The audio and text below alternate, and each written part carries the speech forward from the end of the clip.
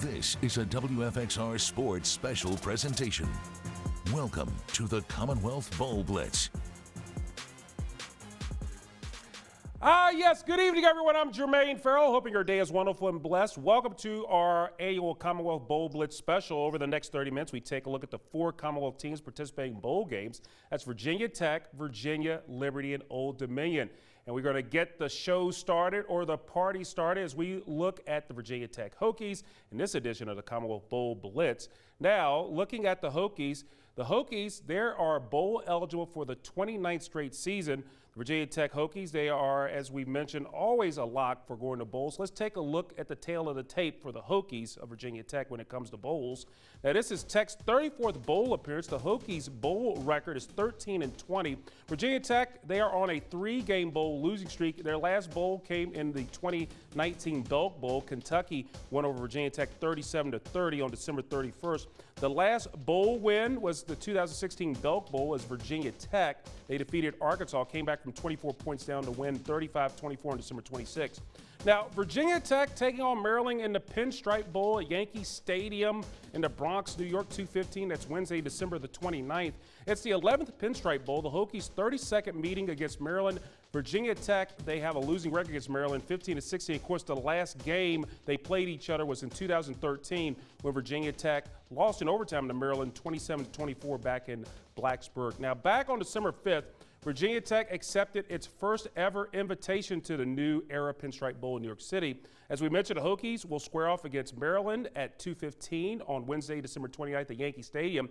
Both teams needed a win in their last game to become bowl eligible. The Hokies and Terps have a common opponent in West Virginia, the Mountaineers. Now, Maryland won their game against WVU while Virginia Tech lost their game to the Mountaineers. Virginia Tech interim coach J.C. Price is proud of what the team had to do to get to the bowl game, and that is getting a win over Virginia.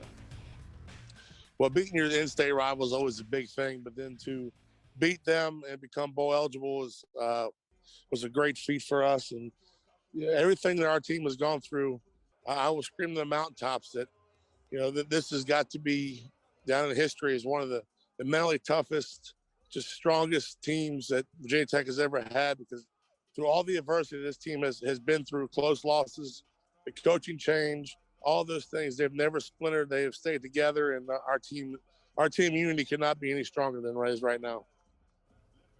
Now, with the Pinstripe Bowl taking place at Yankee Stadium, the home of the New York Yankees, there's a special connection between Virginia Tech and the New York Yankees. Following that fateful day, April 16, 2007, in the Virginia Tech massacre where 32 people were killed, the New York Yankees reached out to Virginia Tech about playing a baseball game in March 2008. And since that time, that phone call, the two have been united ever since. Not only did the Yankees donate $1 million to the Hokies Spirit Memorial Fund, they organized an exhibition game between the Yankees and the Hokies.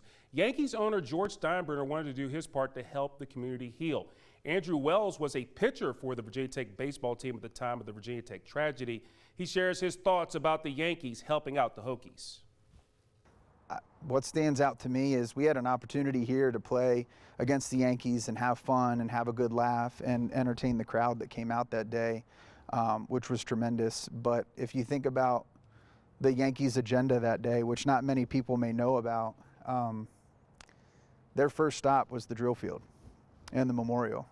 And that just told us then, and should tell everyone now, it was not about a day of baseball. It was about a day of remembrance.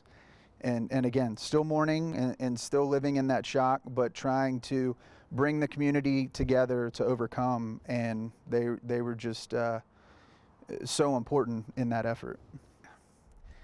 It's like the tragedy a year prior. It's really hard to explain what it meant to me, but I recognized then, and I can fully appreciate now, it wasn't about me.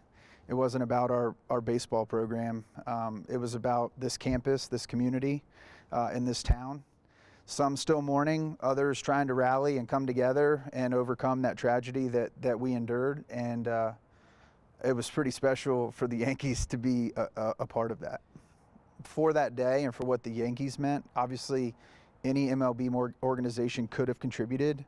None were required, but I think that was the start of the Hokies-Yankees bond, because they did step up in a way that no one could have imagined, athletic department included. And for them to be here and in this dugout with us just a few feet away playing in that exhibition game, it's a moment that I'll never forget.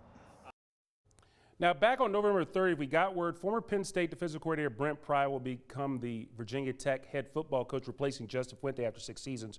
Pry is the guy. Yes, Brent Pry has a special connection with Virginia Tech. In the mid-1990s, he was a graduate assistant with the team. He is finally back home. He's humbled and honored to be the leader of the Hokies football program. Now, Pry's father, Jim, played collegiately at Marshall and began his own 40-year college coaching career at his alma mater in 1973. Now, the elder Pry went on to enjoy a distinguished career that included stops at VMI as well as other places as a high school head football coach. Pry played his high school football at the old Lexington High School in the late 1980s.